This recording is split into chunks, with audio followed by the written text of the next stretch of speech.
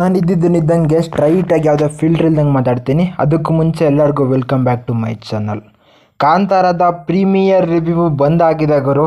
Cinema ಬಗ್ಗೆ ನಾನು cinema ನೋಡಿದ್ದಾದ್ಮೇಲೆ ರಿವ್ಯೂನ ಕೊಡ್ತೀನಿ. ಇವಾಗ ಹೇಳ್ತಿರೋ ಪ್ರಕಾರ ಪ್ರತಿಯೊಬ್ಬರು ಕೂಡ ಕಾಂತಾರ ಸಿನಿಮಾನ ತುಂಬ ಮೆಚ್ಕೊಂಡಿದ್ದಾರೆ.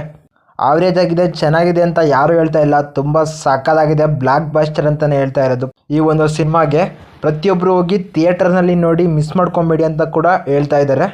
ನಾನೆಲ್ಲ ಪರ್ಪಾಟ್ ಬಿದ್ದುಬಿಟ್ಟೆ ಗುರು. ಸಿನಿಮಾಗೆ ಪ್ರೀಮಿಯರ್ಗೆ ಟಿಕೆಟ್ಸ್ ಬುಕ್ ಮಾಡಬೇಕಾಗಿತ್ತು, ಬಟ್ ಇಲ್ಲಿ ಪ್ರೀಮಿಯರ್ ಆಗ್ತಾರೋ ಇಲ್ವೋ ಅನ್ನೋ ಡೌಟಲ್ಲಿ 6:30 ಶೋಗೆ ಬುಕ್ ಮಾಡಿದ್ದೀನಿ. ಮಾರ್ನಿಂಗ್ ಎದ್ದ ತಕ್ಷಣ ಹೋಗೋದು, ಸಿನಿಮಾ ನೋಡ್ಕೊಂಡು ಬರ್ತಾ ಇರೋದು, ರಿವ್ಯೂ ಅಪ್ಲೋಡ್ ಮಾಡ್ತಾ ಇರೋದು.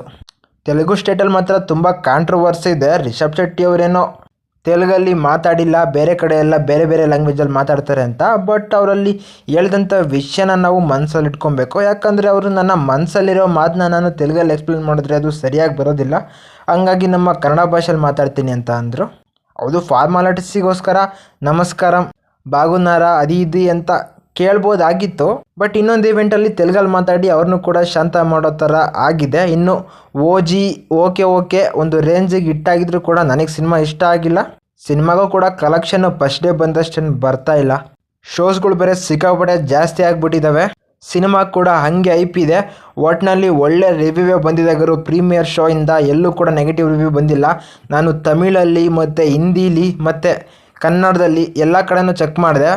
ಎಲ್ಲರೂ ಕೂಡ ಒಳ್ಳೆ ರಿವ್ಯೂನೇ ಕೊಡ್ತಾ ಇದ್ದಾರೆ. ತುಂಬ ಜನ ಗೂಸ್ ಬಂಪ್ಸ್ ಬರ್ಸುತ್ತೆ ಅಂತ ಹೇಳ್ತಾ ಇದ್ದಾರೆ. ನೋಡಬೇಕು ಸಿನಿಮಾ ಹೆಂಗಿದೆ ಅಂತ.